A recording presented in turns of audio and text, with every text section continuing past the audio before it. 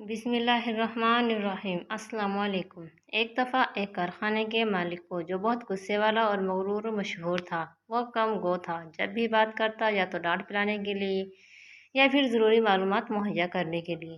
سب مزدور اس سے بات کرتے گھبراتے تھے۔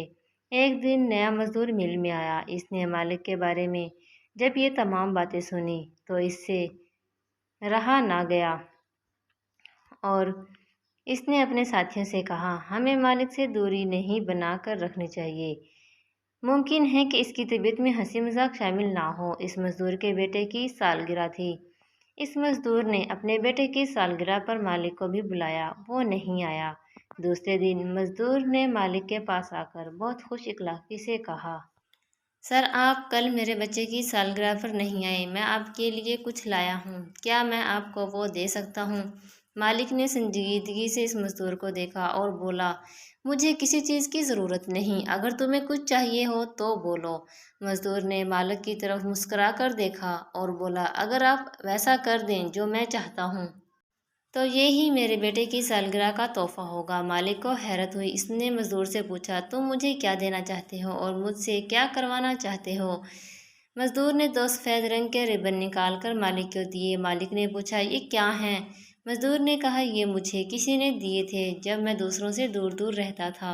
دینے والے نے کہا تھا، یہ ایک تمہارے لیے ہے کیونکہ تم ایسے انسان ہو جو میری زندگی میں بہت اہمیت رکھتے ہو۔ یہ دوسرا سفید ربن اس شخص کے لیے ہے جو شخص تمہاری زندگی میں بہت اہمیت رکھتا ہے۔ تو میں بھی یہ ایک ربن آپ کے لیے لایا ہوں اور دوسرا اس کے لیے جس سے آپ اپنی زندگی میں سب سے زیادہ محبت کرتے ہیں یا اہمیت دیتے ہیں۔ یہ ربن آج ہی آپ اسے دے دیں۔ مزدور کی بات سن کر مالک کو ہنسی آئی، لیکن وہ سنجیدہ ہی رہا۔ اس نے مزدور کو ربن ہاتھ پر باندھنے کی اجازت دے دی جو وہ چاہتا تھا۔ دوسرا ربن جب مزدور نے مالک کو دے دیا تو وہ سوچنے لگا، ایسا کون سا انسان ہے جسے وہ سب سے زیادہ اہمیت دیتا ہے؟ یہاں تک کہ کام کا وقت ختم ہو گیا، وہ واپس گھر جا رہا تھا۔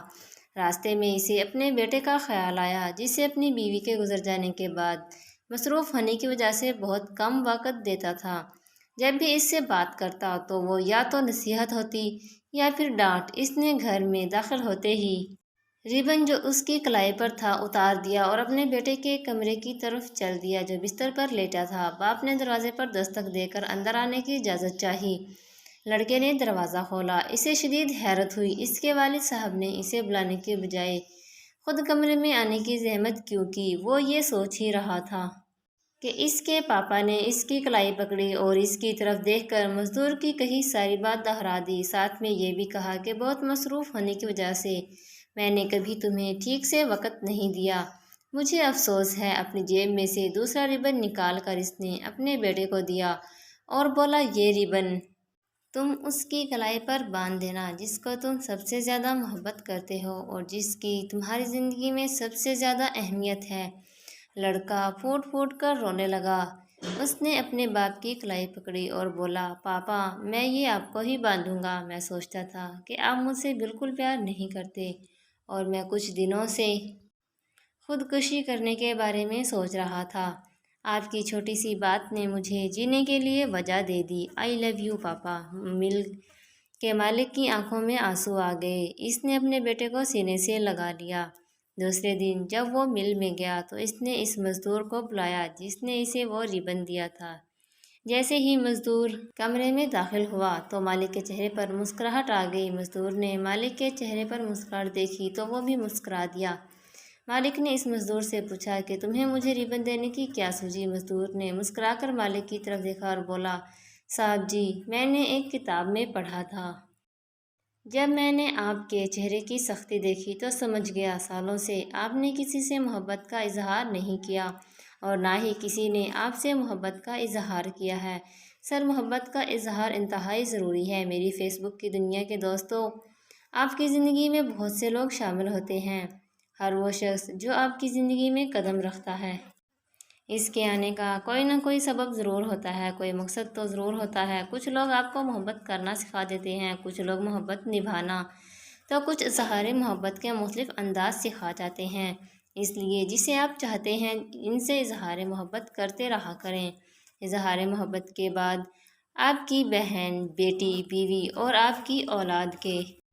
آپ وہ مسائل نہیں سنیں گے جو بیچارے کبھی آپ سے نہیں کہہ پائے۔ کتنے پوشیدہ مسائل ہیں انہیں کتنی ضرورت ہے آپ کی۔ ساجد نے اس چھوٹی سی عمر میں یہی کچھ سیکھا ہے صاحب۔